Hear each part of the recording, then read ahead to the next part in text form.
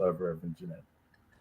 Hey, everybody. Welcome to the Santita Jackson Show on AM 950 Radio, the voice of progressive Minnesota. I hope that you had a marvelous Labor Day weekend as we celebrate and honor those who do the work. How about that? How about getting them paid for the work that they do? I remember the Staple Singers had a song, "When Will We Be Paid for the Work We've Done?" They were speaking, of course, of Black people, foundational African Americans, who have never been paid for the work that we did during slavery. But I think you can apply that straight across the board. People work hard every day and they're not paid really wages that are worthy of the work that they do. So let us be mindful of that as we celebrate Labor Day every single day because we're served by someone who is laboring, starting with yourself. I'm Santita Jackson. It's a joy to be with you today as we are now about 2 months out. 2 months out from the election. Where did the past 4 years go? It seems like we've been stuck in 2020. But oh no, it's 2024, everybody, and we have got a lot to talk about. So look, Robert and Andre and Shirley from beautiful Philadelphia, and Carol from the hills of Beverly, my sister from another mister. Everybody, please like and share, like and share, like and share. Please like and subscribe over here on YouTube on the Santita Jackson Show YouTube channel. Like and subscribe there. And also like and share on the Santita Jackson and Friends page. Everybody, please share the show with somebody. And thumbs up, thumbs up, thumbs up. That helps us as we really seek to grow the show. We need you to engage and like the show. Please go to the at Santita J over on X, and we're streaming over there as well. We've got a lot to talk about, and we decided to devote time today to a headline that keeps popping up about Vice President Kamala Harris. Um, we're now beginning to see some of the impact of the Democratic convention. You get a bounce coming out of the convention. Alan Minsky, Executive Director of Progressive Democrats of America, and attorney Mark Fancher, National Conference of Black Lawyers, brilliant civil libertarian and author. But there's more to it because now we're beginning to see different Arab American groups express their dismay, their displeasure, because you had an Israeli family on the stage who have a loved one who was a hostage. And they should have been there. But the Palestinians should have been there too. The Palestinian Americans at that, and they were not. And many people said, well, maybe we'll get out of the convention and all will be well. Well, it seems like it's not. And some of the headlines are these: the absence of Gaza voices at the DNC. This is from the Jerusalem Post. Sees Kamala Harris lose Muslim support. Then from The Guardian, Muslim Women for Harris disbands as a group, and they withdraw their support for the candidate. And again from Reuters, pro-Palestinian groups are going to protest Harris at her campaign stops. And again from the Jerusalem Post, the Democratic presidential nominee Harris is struggling. And Muslim voters evenly split between Jill Stein and Kamala Harris. 31-29%. That's an even split, everybody. So what does that mean? What does that mean? I think in the post-Obama world, people have had the first. I think breaking the color barrier, much as Reverend Jackson did 40 years ago, that was a shock. A shock. As Dr. King broke the back of apartheid in America, that was a shock. We've had our moments that have been shocks to the system. And then President Obama running and winning, or should I say assuming office, because all of those campaigns, Shirley Chisholm's campaign was not a defeat. She did win. Reverend Jackson wasn't defeated. He did win. Bernie Sanders wasn't defeated. They won. They just continued to push our issues onto the stage. And while we've been breaking the phenotypic barrier, the color barrier, we're still trying to crack that philosophical barrier, Alan Minsky and Mark Fancher. Mm-hmm. Phenotype is one thing. Philosophy is something else. And you see how hard it is when you look at a Bernie Sanders or Dennis Kucinich, who talk about having a Department of Peace, and people laugh. When you see Bernie Sanders really thoughtfully approach this post-October 7th world, and I told some of our young Palestinian and Jewish activists, because they're our children, Alan and Mark, I said, give Bernie Sanders a little bit of space because he is a direct descendant of the Holocaust. His stories, just as when I listened to my great-grandmother and my grandmother, they came from apartheid America. So they have another story, and I think you got to respect that. That having been said, America is not the same place that it was before October 7th. It's not the same place it was before Reverend Jackson ran. 40 years ago, you could not mention Palestinians, Alan Minsky, as you recall. You had a no-talk policy, and you also had a don't mention policy. You could not mention them, but now that has changed. And now they're at the center of the conversation. But they were not on the main stage at the Democratic Convention. We've got to talk about that. What do you think about that, Zenobia and Miss Zenobia and Nurse Wanda Waiters down there in North Carolina, and Robert? Everybody like and share the show, like and share the show. Will this have a serious and negative impact upon her candidacy going forward? Because, see, now, Alan Minsky, you can't frighten people with Trump anymore. We've lived through him. We've survived him. And when you talk to Black people in particular, it's hard to really frighten us, Alan, because we've endured slavery. So one white man is not going to frighten Black people. It's just, that's not going to happen. But what is unsettling is a genocide. Mm-hmm. They say 40,000. No.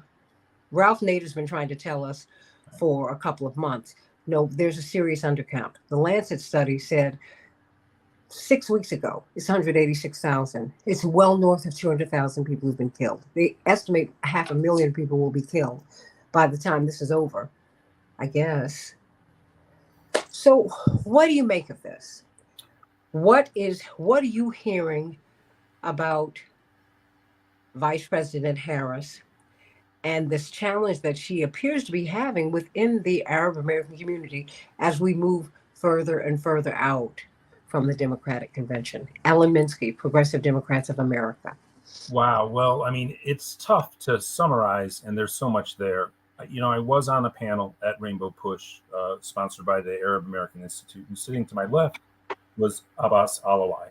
Mm-hmm. And just about 4 hours later, I was at the Not Another Bomb gathering space watching the third day of the convention on their screen, and they cut away from the convention to Abbas sitting outside the United Center and protesting because they were not going to allow a Palestinian American to speak from the main stage of the convention during prime time. And at the panel that I was on with Jim Zogby and Abbas and Wahid Khalid and Rania Batris and John Nichols, I know that Jim and Wahid and Abbas went away from that to meet with the Harris campaign optimistic that the answer would be yes. It was such a self-inflicted wound, but that's going over the past. Mm-hmm. I mean, to not allow a Palestinian American to speak from the stage on Thursday night. But Alan, let me interrupt you there. Mm-hmm. We're going to have Dr. Zogby on in the next hour. Mm-hmm. But you have been close in because you're one of the leaders, one of the leading lights in our progressive movement today. Mm-hmm. What was the justification for that? Because it seemed to be a self-inflicted wound. And you do have voices within the Democratic National Committee, starting with James Zogby, who are trusted. I have to let people know when you get on that stage, they want to go over every word that you're going to say. I know it. We've been there. Oh, yeah. Mm-hmm. And they load up the teleprompter. Fortunately, Reverend is a brilliant extemporaneous speaker. So we were ready for sabotage. Because, the Reverend is asthmatic, for example, and they turned the air conditioning system on him. There's a famous picture of my brother Jesse with his back, he's also asthmatic, against the vents because my father's suit was waving like a flag in a storm, Mark Fancher. My mother's trying to fight her fury.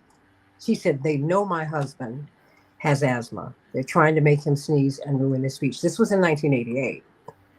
So before you get on that stage, they've already vetted you. So my point is, they could have found a Palestinian American Right. who would not have gone off script. Right.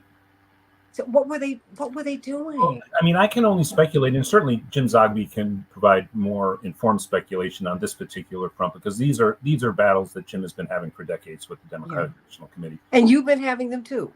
Our organization has, and but on this particular issue, of course, we followed Jim's lead, and I mean, I can only speculate that as to what's going on in their minds. I mean, there's so much though to be said, especially from your intro, that's so powerful. I mean, look, the lives of Palestinians right now are not being considered human lives by the U.S. foreign policy establishment, obviously by the Israeli government.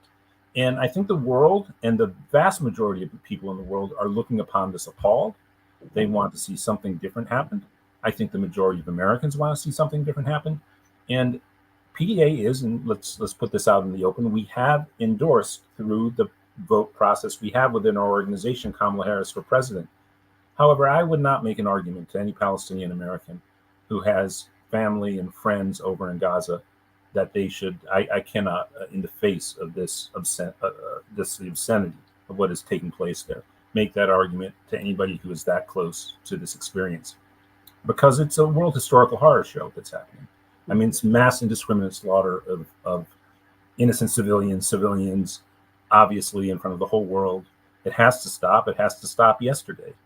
And it's not stopping. And the United States continues to pour arms. And even the UK Labour Party, by the way, with Keir Starmer, went a little bit of a ways towards a better position around arms to Israel than the United States has.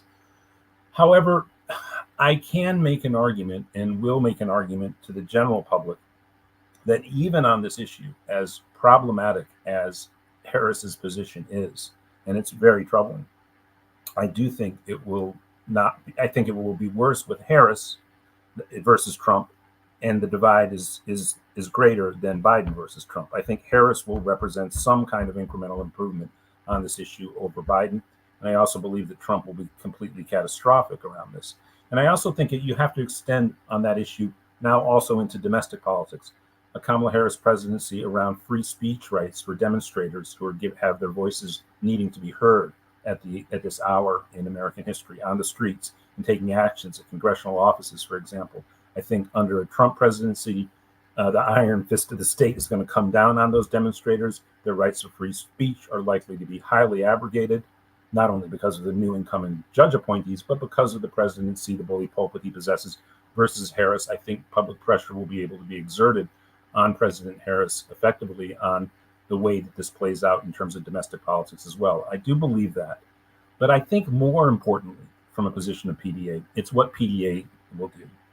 And I think what PDA is fully committed to doing and to organizing among all our allies across wherever they are and wherever they sit on the political spectrum, that Kamala Harris is elected president and we are in the streets protesting the inhumanity in Gaza.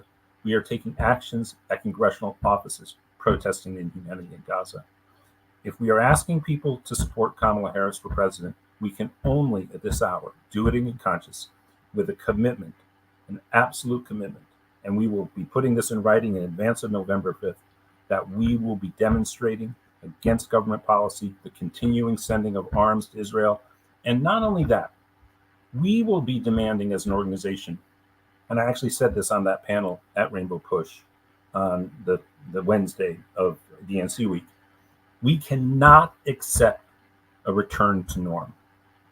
The normal position of the continued oppression of the Palestinian people and the dehumanization of the Palestinian people is not accepted by the people of the world, but there is a real risk that when the bombing stops, the reversion to norm will take hold. We have to demand that this atrocity and the level of this atrocity, because as horrible as it was for the Palestinian people previously, both on the West Bank and in Gaza, what's transpired since October 7th for the Palestinians in Gaza is a historical episode that has to result in significant, meaningful change. We have to demand that negotiations that put the situation on a pathway to equitable self-determination for all the people in Palestine and Israel. And we have to demand that going forward. So that is what we feel we will do when Kamala Harris is elected, if she is elected, over Donald Trump.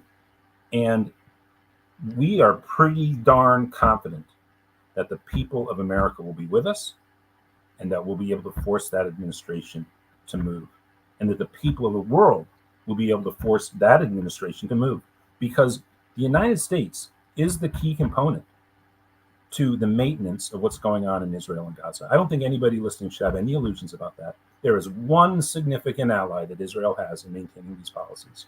I mean, and we know Germany, some of the Western European countries, they are minor players compared to the role the United States plays and has played as the international defender of Israel in the United Nations and in the international community, and for the supplying of arms. And so we in the United States, with the backing of the people of the world, have to commit to taking to the streets and demanding a change in U.S. policy towards what is now, the Israeli government, rightly so, has become a pariah internationally. And the United States cannot be the sole government boosting up a government that has been involved in this level of slaughter. So that's pulling no punches, and we're going to stick to that going forward. But we do think that of the two choices in this election, only one of them there's a chance of that message getting through to. Well, I mean, before I pivot to you, Mark Fancher, and I'm glad we're going to welcome Reverend Dr. Jeanette Wilson to the stage shortly from Rainbow Push. How can we, well, in politics, I guess you can never be certain of anything now, can we, Alan? No, right. But how do you convince people? She's got to win Michigan, bottom line. That is in serious jeopardy right now. Mm-hmm. And that's unsettling to me as a supporter. Mm-hmm. That this self-inflicted wound, what do you say beyond I am speaking? You're talking to people. Rashida Tlaib's grandmother is in the West Bank. Right. When I've said this before. Hey, my grandmother just died both of them just died within the past 10 years, but one really stayed in South Carolina and just could not be moved. Every time a storm came through there, I was calling like, oh, "Are you okay? Is someone with you?" I can only imagine what Rashida Tlaib and so many of these people are going through. Right. I mean, every time they go home, they don't know if they're going to be able to get a call through, or if their families will still be alive. Right. How do you square what happened with the convention and say, but she's the better option? Well, okay. On the one hand, from the perspective of PDA, of course, and this is not really the topic at hand, and I don't mean to deflect. And I will say, but there are America that you are, a political group, and mm-hmm. this is not just a civil rights movement. This is a political group. Well, and so with politics, you have to make certain calculations, right? Of course, right. And I think just on the level, I mean, let's look at two things. One, labor and unions and the NLRB. Trump may have a lot of bluster about supporting the working class. He certainly doesn't support unions. Okay, so even right there, and the importance of the union movement for allowing the working class access, or at least some access in our economic mm-hmm. system, to the middle class.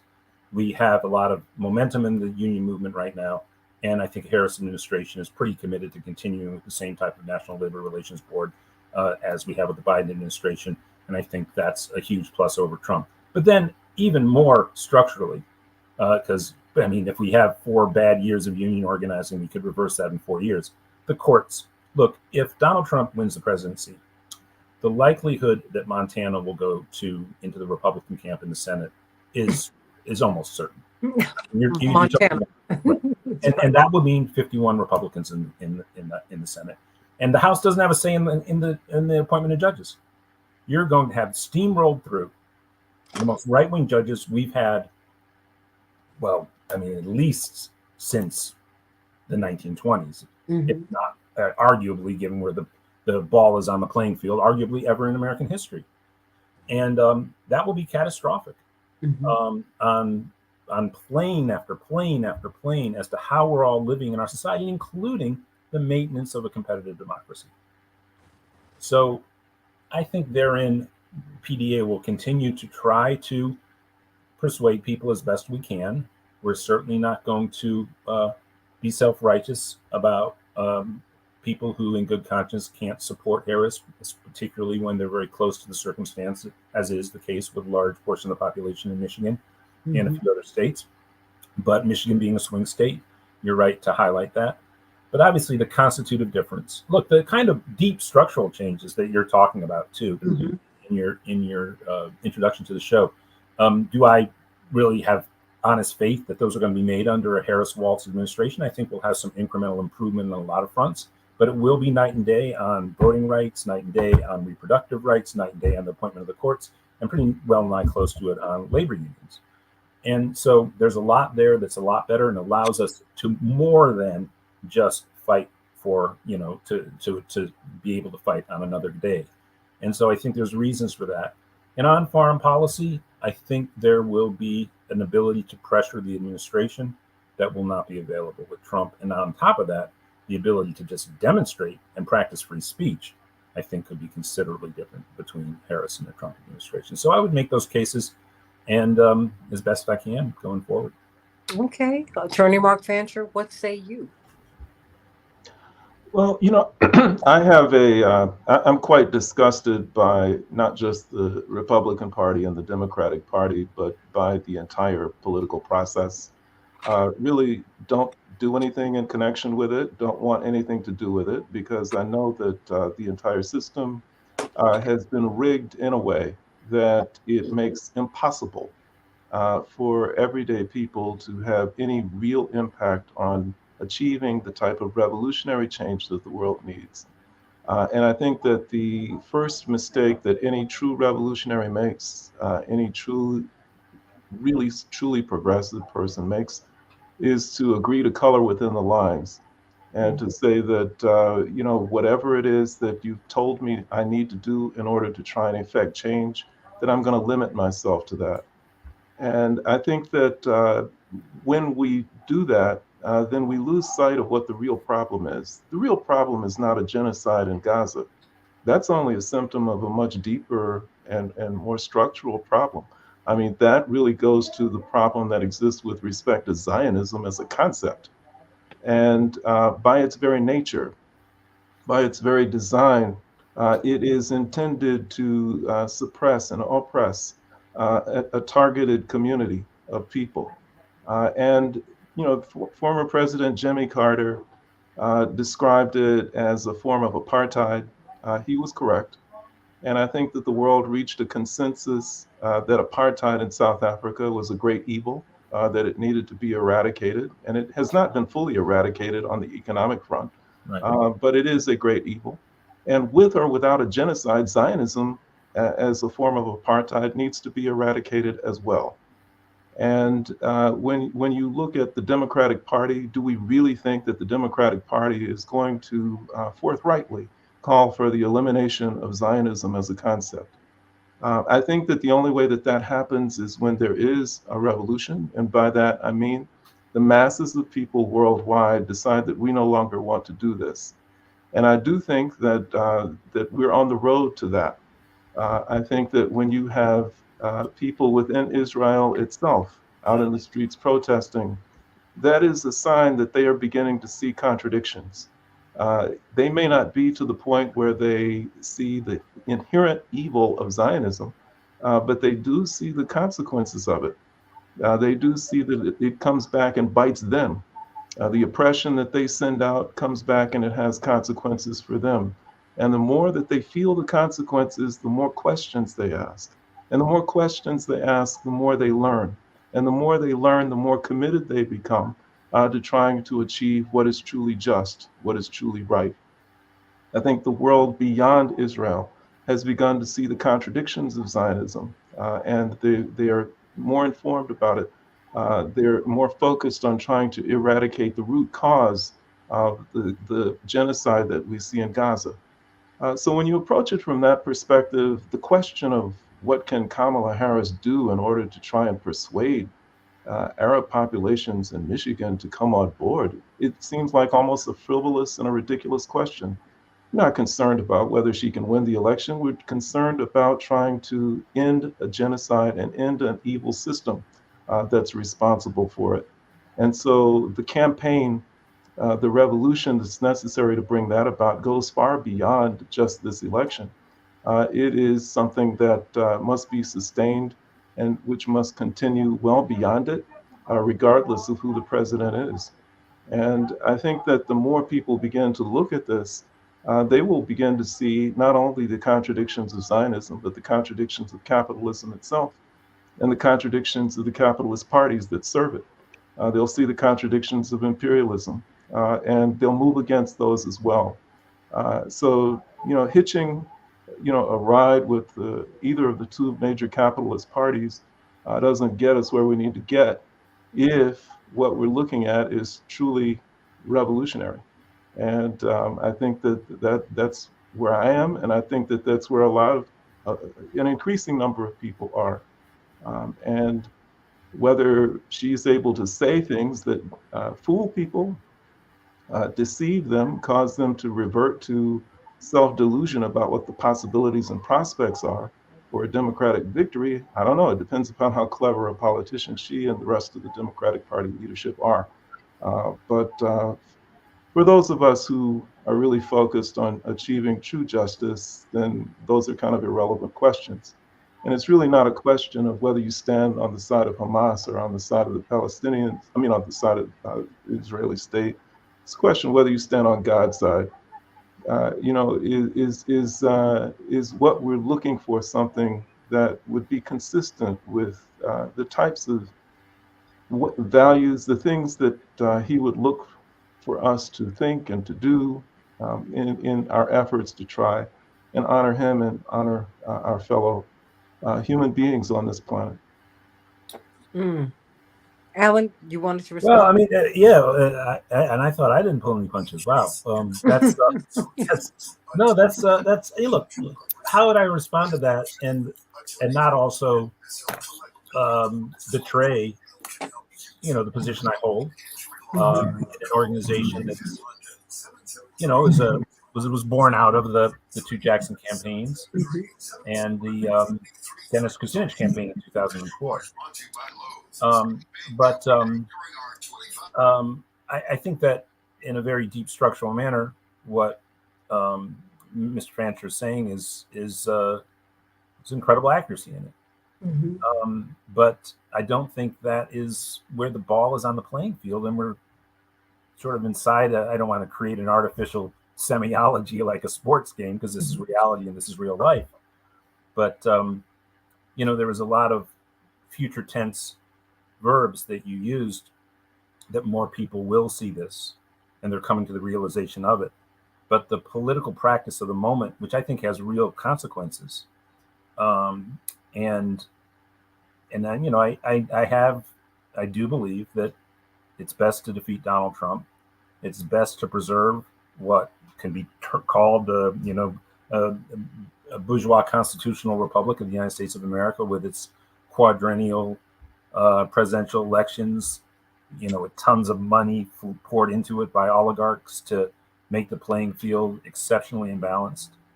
But I do think that the eradication of that, and I do think that Trump is aligned with a network of people that Yanis Varoufakis' group in Europe calls the Reactionary International. You see the alignment with Salvini in Italy and Le Pen in France and Putin and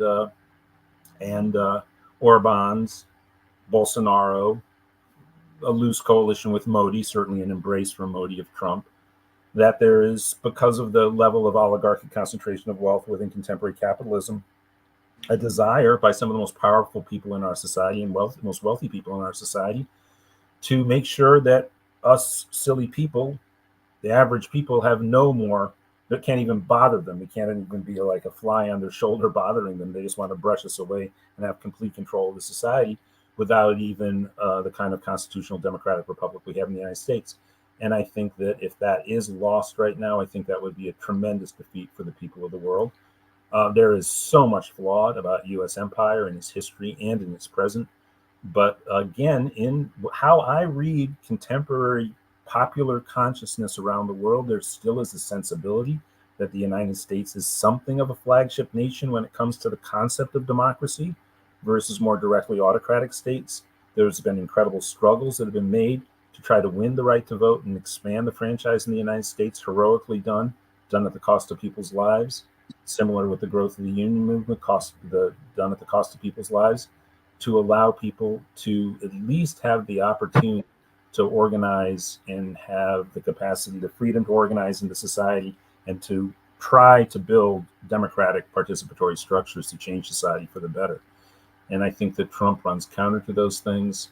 And that's my analysis. But I mean, I do think there's something very essential to what Mr. Fancher said, especially about the deep structural over-determining force of capitalism within American society and the imbalances that it naturally creates. In fact, the very things that I just outlined, it being at the core of the problem of the moment, this incredible oligarchic wealth, are very, very much the product of capitalism and the unrestrained post-Reagan Thatcher capitalism that we have at the present. So, well, I mean, I think that's part of the tension when you come out of a movement, which is pure, right, and when you go into politics, right, which is compromise.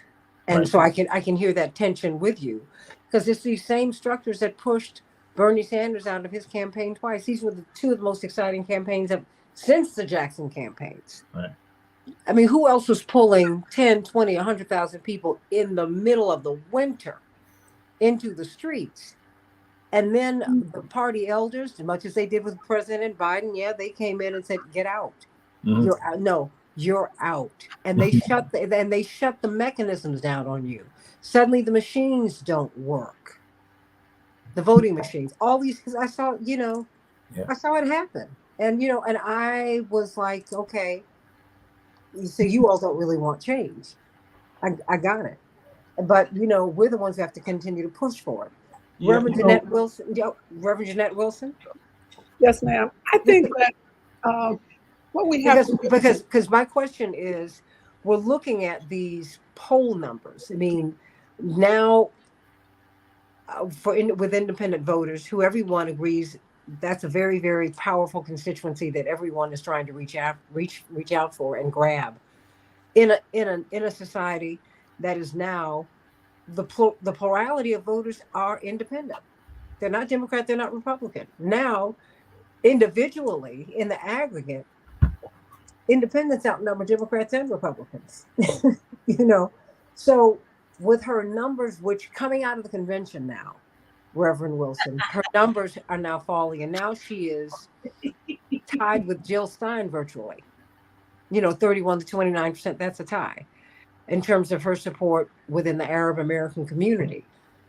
And many people are looking at the Democratic Convention and having the Palestinian American voice not allowed to speak on the stage as being a real trigger for people, because they were holding out hope that they would be heard just as the Israeli hostage family was heard.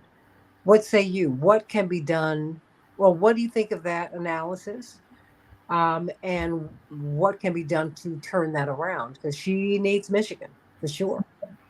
Well, I think several things. That was a mistake that she has to own, that they did not include a Palestinian voice in those 4 days. That could have easily been handled. And that's a faux pas. I think what is happening now in Israel is a sign that people are not blaming America. Jews in Israel are not blaming Americans. They are blaming the guy that is holding up the ceasefire, who really is Netanyahu. And I think Vice President Kamala Harris has to discuss publicly what's happening and where we are as it relates to Gaza and Israel. That's an area of tension. I do think that what we have to give people is a sense of positive direction. People don't vote based on negatives. The one thing that I learned from Reverend, you have to give people a reason to vote. And keep telling them the negatives, they're not going to vote at all. And so I believe that the undecided, the disconnected voters are those that we have to talk to on radio. They are, as you know, they're listening to social media. They read their news in social media.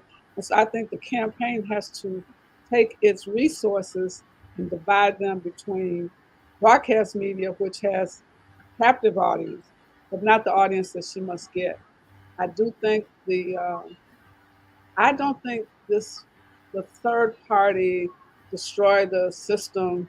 We have to win bite by bite, not by just overturning everything. I remember, you remember when Occupy was a movement around the nation, and we met with them. Reverend went to every Occupy that he could get to, and one of the things that we learned, you have to have a plan. You can't just keep telling people how bad America is, how bad our system is. It's better than most systems in the world. And you know this, and we talk to people around the world. That's why they look at us as a model, not a perfect model, but it's a much better model than many countries that we know of. And people are looking for a way out of poverty, a way out of unemployment, a way out of racism and sexism and gender inequality. They're looking for somebody that's going to say, hey, I don't have all of the answers and I don't have all of the ability. And so you're electing a president, we're electing a Congress, we're electing a US Senate, we're electing state representatives, state senators.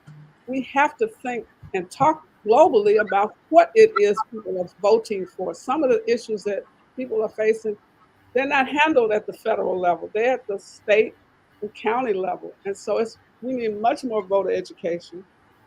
I don't agree with Mark's analysis of the system.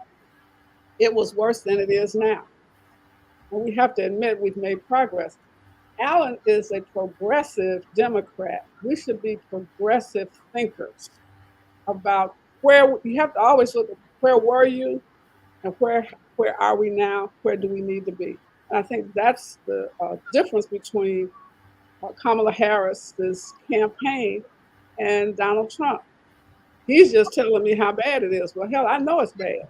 If I'm making less than minimum wage, if I'm not able to get a fair wage, I'm working 3 and 4 jobs. I know it's bad. I need you to tell me how's it going to get better and when it's going to get better and who can help me move the needle.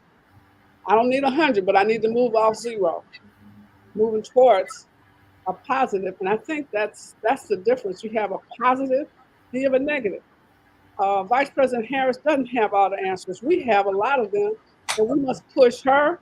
We must push the Senate, which has held up many of the things that we want. We must push the Congress to move in a certain direction. And Black people can ill afford to sit up and be negative, so negative that you tell people, well, like, there's no point in voting because it's not going to get better. The economy is a capitalistic system which should be changed.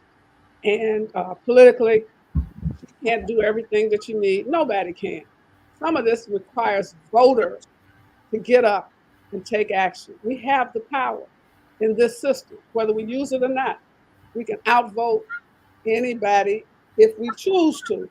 And so it's a choice for me between one ideology and another. I'm going with one that's giving me a sense of positive movement. I grew up in a segregated South, so I understand what racism directly looks like. I grew up when I could not ride except in one car on the train, the colored car. Couldn't eat in the dining hall once I got past the Mason-Dixie line. So it ain't theoretical with me. It's very practical. And I think if our young people who are beginning to understand, we demonstrated for freedom. We demonstrated for equity. We are the ones, my generation got the minority set-asides that now we're losing because we stopped fighting. You have to keep pushing for those things that you really are important. All of these theorists and philosophers, they don't push for jack. They don't do anything. They talk about it. I'm saying let's do it. Let's be about it. That is why when Michelle at that convention, what actions are you willing to take? Black lawyers, if you're really concerned about things, then you ought to get out and monitor these polls like we used to do to make sure that the elections are fair. Like business people, you fund voter engagement campaigns in communities and on college campuses. if you really are serious about change. And if you're concerned about Gaza and Israel, then we push every elected official, not just the president. You got to push Congress. You got to push the U.S. Senate. We sit back and we're these armchair critics, but we're not activists. And I believe our action will determine who's elected to the White House, who's elected to the U.S. Senate, who's elected to the Congress. This is a difficult season for us, but we have the possibility if we move past our level of inability to move. We have to move. That's why I'm going to go across the Midwest in those states. Turn out this vote. We can win. Yeah. Well, Attorney Mark Fancher, why don't you respond? Yeah, I think that this moment in history is a critical one because it's forcing us to look at some things that we don't usually look at. Um, you know, there is a question about, number one, where are we going? And in terms of where we're going and how we're getting there, are we asking the question, how comfortable are we as we're making that journey? Uh, there are many people who say that, had I lived back during the slave era, there's no way I would have taken that. I would have died first before I would have done anything, to allow, before I would collaborate with that or cooperate with that in any way at all. And there were people like that, fortunately. There were many. But there were also people who were pragmatists. There were people who said, well, there's no way we're ever going to overturn slavery as an institution, so let's make the best of what we have here on the plantation. Maybe if we negotiate with the master, we can get more food at Christmas. Maybe we can get better clothing. Maybe we can get more people up in the big house working and having easier lives. Maybe we can do this and we can just sort of gradually make some improvements. And yes, they might succeed in getting more food, maybe chicken instead of chitlins. Maybe they might succeed in getting more people in the big house. But when all is said and done, they're still slaves. And I think that we're forced to come to terms with the question of whether, no matter how much we might do within the structures that we have, no matter how much we might push and how much progress we might make, ultimately, what are we? Are we still people who are still oppressed by a capitalist system? Are we still people who are victimized by global imperialism? Are we still people who are dominated by an oligarchy? And at a certain point, there's no problem with trying to push for better conditions while we're living in the situation that we're in. But we can't abandon the effort to destroy an institution which is evil.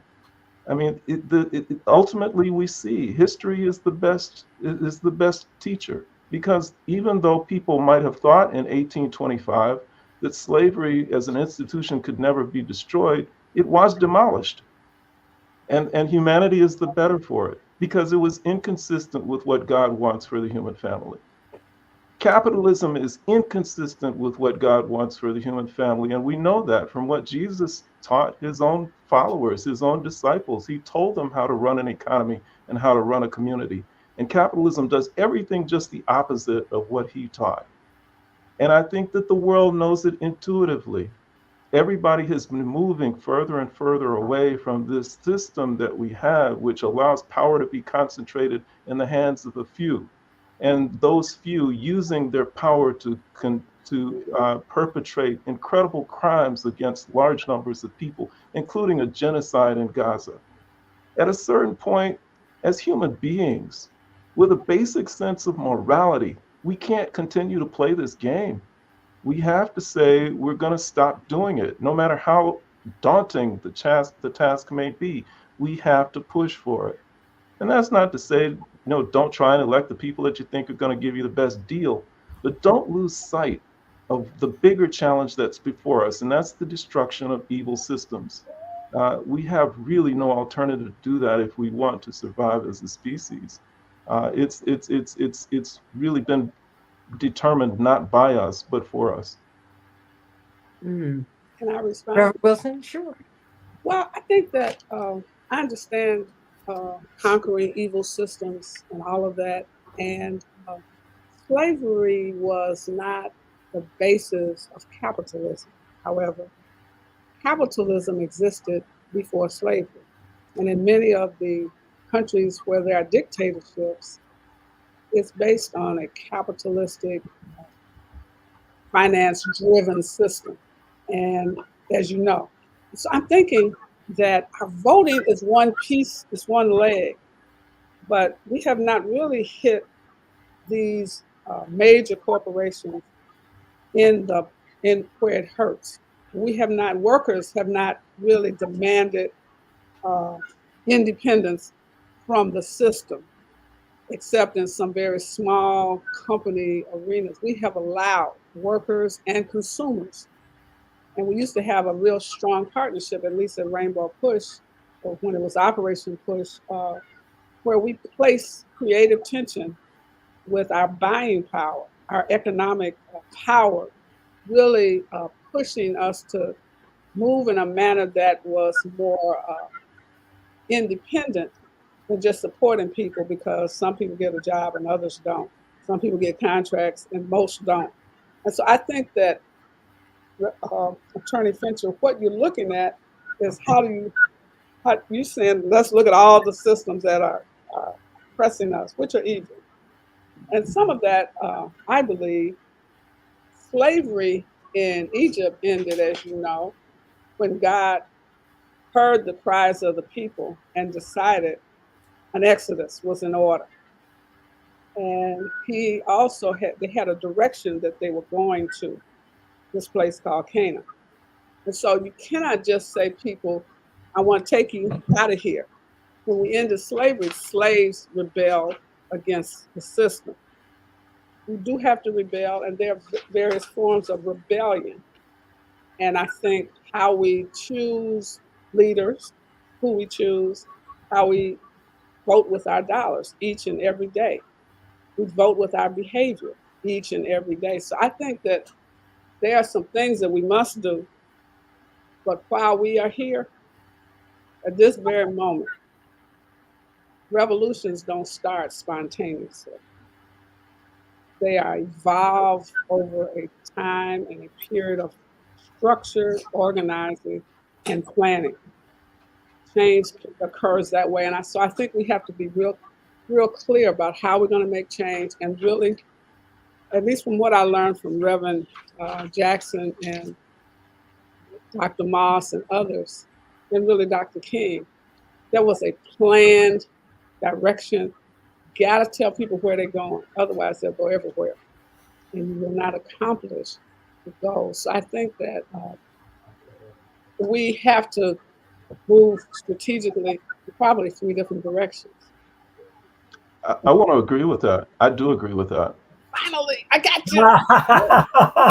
You know what? Yeah, No, I mean, seriously, I love this. Go ahead, please, whoever. No, because I only have about 6 minutes left, but I do want you to respond, because I think that just as someone who produces this panel, what I hear from Mark is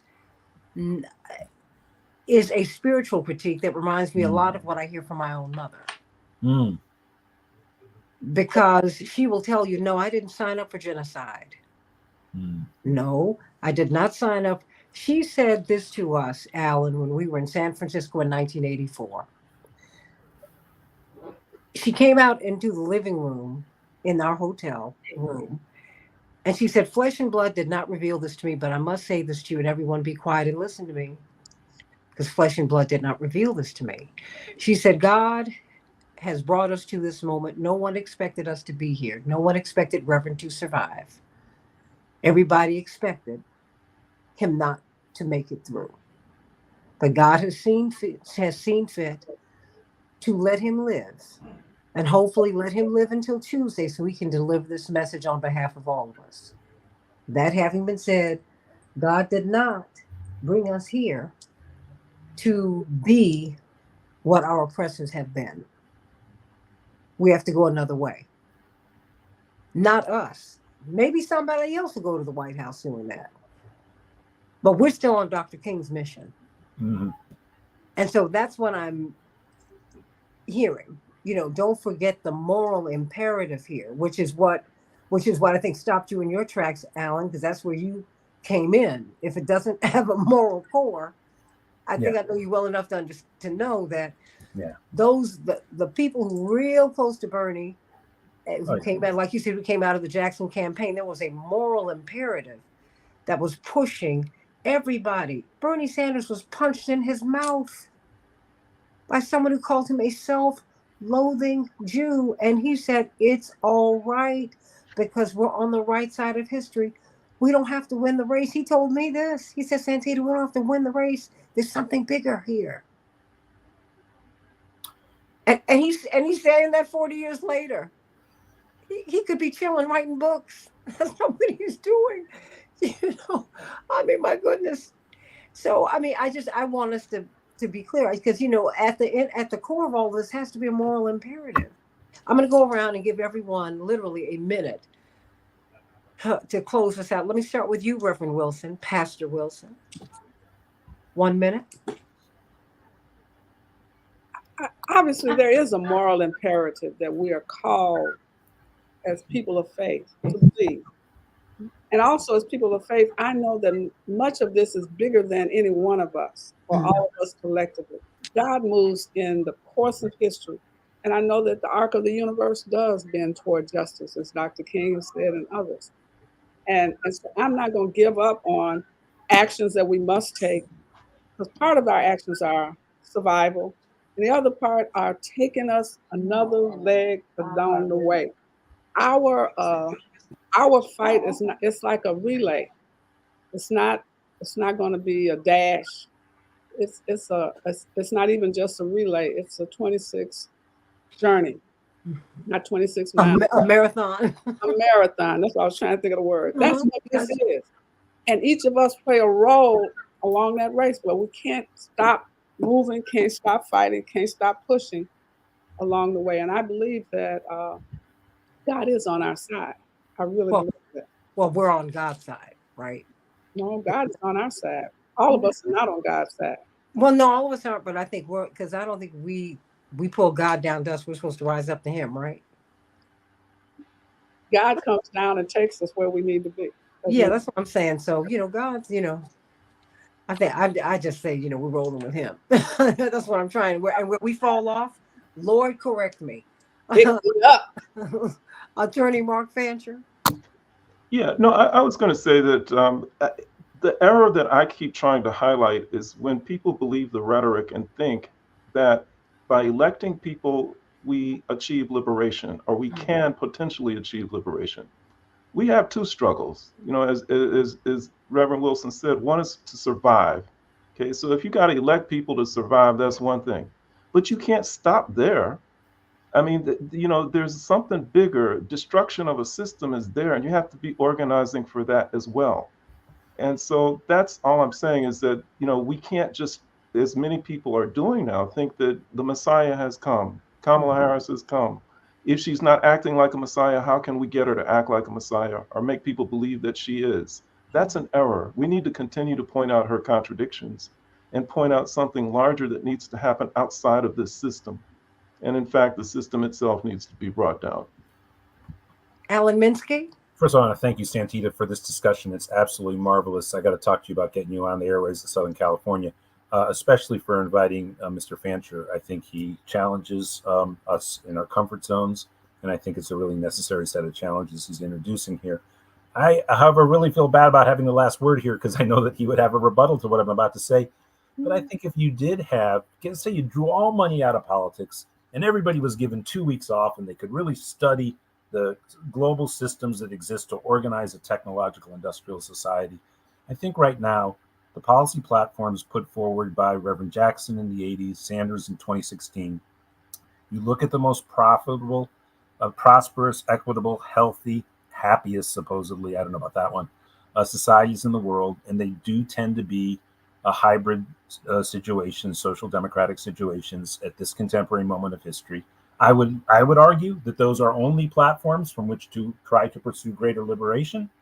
But I do think that the kind of, and we know when, and look, if Harris and Walz get elected and all is a little bit of touch up around the corners, but everything structurally remains the same, they're going to probably be seen as a failed administration. We need some really deep changes in society that are at their heart about human liberation, about ending systems of oppression.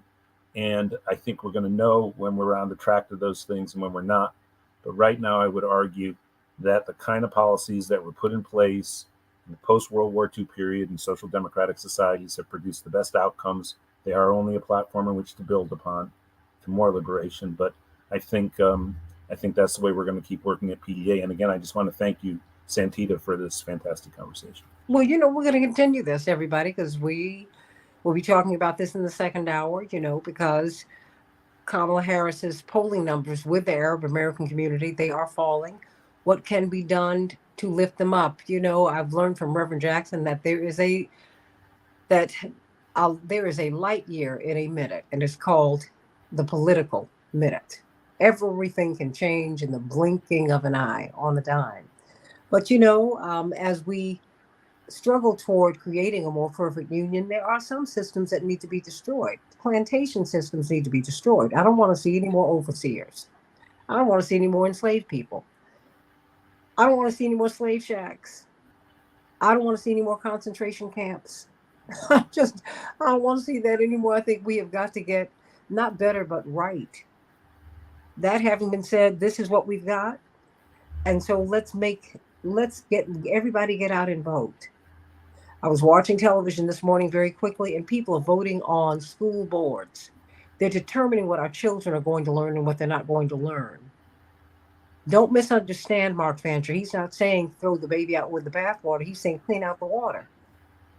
And then let's clean up the baby. Let's get this right. By the way, you do need to have clean water. And if only a few people can get the clean water, then we got a mess. There's a lot that needs to be changed here. And we can create a more perfect union. Let's be about the business of that. And I'm with you. There are no messiahs here, not in politics. No, that's not what they do. And the voting that you do is the end of the beginning, not the beginning of the end. That is why Alan Minsky told you that the Progressive Democrats of America, and I am following you. I'm part of your group. We have got to get out here and march and push after the election. That's when the real work begins. Even someone you love and like and appreciate, you got to push them because other people are pulling them. That's the way politics works, everybody. And that's how it is. I think some famous journalist used to say, and so it is. Join us in the second hour of the Santita Jackson Show, everybody. Sending you much love, Alan Minsky, Progressive Democrats of America, Mark Fancher, Attorney Mark Fancher, National Conference of Black Lawyers, and Pastor, Reverend Dr. Jeanette Wilson, Executive Director of Push Excel. Sending you all so much love. Come on over to this second hour, everybody. Get on over, and like and share the show. Thank you all so much. I'm glad that you, Alan, that you and Mark got a chance to connect, and I will connect the two of you by email. Thank you. Oh yeah, I'd love that. And I really, that was intense. Actually, I really enjoyed that. Oh, I could tell you liked it. I know you went. I know, I got you. No, it's going to be different for me. I like it. I like being forced in new directions. But we're free for the next hour. You got different guests, right? Yeah. Can you come over? Me? Yeah. To the next hour? Yeah. I'll send you a link. I can, but I was expecting to take a phone call from somebody. Okay. Well, I'll send you a link if you want to join later. You can. Who's coming over? Jim Zogby, Ariel Gold, Texas State Representative Ron Reynolds, who was a delegate at the Democratic Convention, and I believe Wisconsin State. Two very. Oh, it sounds like you have enough, don't you think? You have enough? But I'm always looking.